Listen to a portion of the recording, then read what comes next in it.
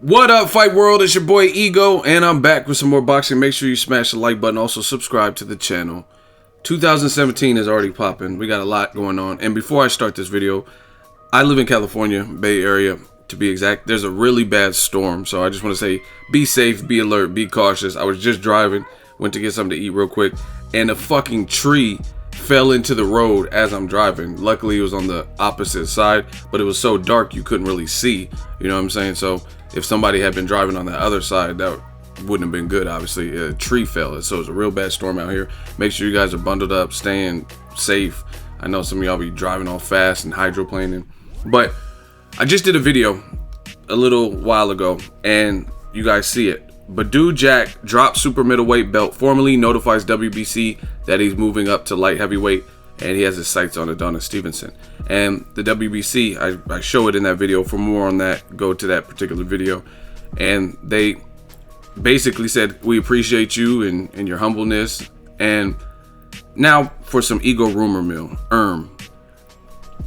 Ego rumor mill is just what it sounds like, a rumor. So this is not confirmed, it's not official, it's not from the WBC, Suleiman, or Oscar De La Hoya, or anybody. But as you guys seen in the title, from what I'm hearing, since now Badou Jack is moving on, he gave up his belt because he can't make the weight anymore, as he notified pretty much the public, him and Floyd, after the James DeGale win. I'm hearing that the WBC might now make the Chavez Jr. fight versus Canelo Chavez, however you want to say it, Cinco de Mayo, May 6th, a middleweight, super middleweight title fight, because it actually is above middleweight, and it's at technically middleweight, just like when Cotto fought and defended his middleweight titles against Canelo at 155, because anything over the 154 threshold is technically middleweight, right?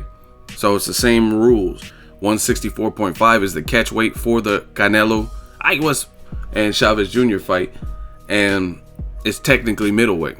So I want to give my thoughts on that. First, I have mixed feelings about that. One, boxing is getting crazy with all these people like making up their own weight classes and too many catch weights. If you guys follow my channel for any length of time, you'll know I'm not a big fan of catch weights. In certain cases, because it is a part of fighting and combat, it makes sense, you know what I mean? Or I understand it. Like, for example, Guillermo Rigondeaux versus Vasyl Lomachenko, that's a mega fight, but I really don't think Rigondeaux can make 130, and that's not his weight. He looks like he's 118 to me, but he's fighting at 122. So to make a mega fight like that, one guy just moved to 130 not too long ago. He has 2 fights in. So if they fought at a catch weight of 126, 127, I wouldn't be opposed to that. But a lot of these other catch weights are just ridiculous. 164.5. What division is that? You know what I'm saying? Especially, one of the popular topics is the fact that you didn't fight Golovkin and gave up your belt, but now you're fighting Chavez Jr. past Golovkin, past where he's at, past where Golovkin is at in terms of weight. So to me, that's a disrespect to Chavez Jr. You're basically saying he's more of a pushover than Golovkin. That's how I interpret it. Because why would you be willing to fight a bigger guy who rehydrates more at a higher weight, but not Golovkin? And I understand now Canelo's team has agreed to 160, but at a point in time, they did say, and this was just last year, so it's not like they've been saying this for the last 2 years and I'm just harping on about it. Last year, you guys can do the research. There's interviews from Team Canelo. They said, my guy is a 154 pounder. If Golovkin wants to fight, tell him to come to our weight, 155. And we'll make the fight. And then he got a lot of backlash from that, and now they're saying they'll go up to 160. So don't get it twisted as if Team Canelo's always been on board with the full 160, and that's the reason for the gripe from fans is, how are you going to fight Chavez Jr. at 164.5? But at a point in time last year, you said your body wasn't ready and you're going to gradually move up and gradually acclimate to 160. They were saying they might fight at the high 150s, like 157, 158, to get a feel for the division and get their feet wet. So that's why, is because you said something last year, and even though you switched it and said you'll fight Golovkin at 160 for a flat rate of $15 million, you still said the other thing last year too. So that's the concern. It's not like people are making this up. There's interviews. You can go see Team Canelo was saying all this stuff.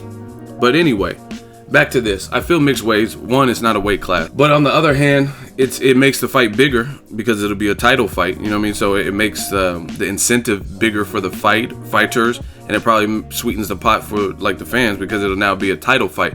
And the one thing I do like about it, even though I don't like the catch weights, I don't like making up the weight classes, one thing I like about it is it overall enhances the fight, puts more at risk, more at stake, and more importantly for the winner of this fight, if it does become sanctioned for the WBC super middleweight title, then the winner of Triple G Jacobs, fights like that maybe become more appealing. Or let's say Gilberto Ramirez. If you're a super middleweight and he's a super middleweight champion, can you imagine Chavez Jr. if he beats Canelo, upsets him, and then Chavez Jr. versus Gilberto Ramirez, Zurdo, or Canelo? You know what I'm saying? These are big fights. Or like I said, Triple G, if he beats Jacobs, his work is pretty much done. There's no one that's beating him at middleweight currently, unless it's maybe Canelo. So to me, if Triple G steamrolls Jacobs or even just beats him in general convincingly, then he's already proven he's the best at the division, because the only remaining belt will be Billy Joe Saunders, and against Wolverine last month, he looked horrible. Hey, bub, Berserker Barrage, Drill Power, Logan. Yeah, he needed the Wolverine advanced healing because he didn't look good in that fight. So if you beat, in my opinion, the number 2 middleweight, Danny Jacobs, who has a better resume than Billy Joe Saunders, he has more power than Billy Joe Saunders, I believe he's taller than Billy Joe Saunders, then Triple G is clearly the best middleweight, right?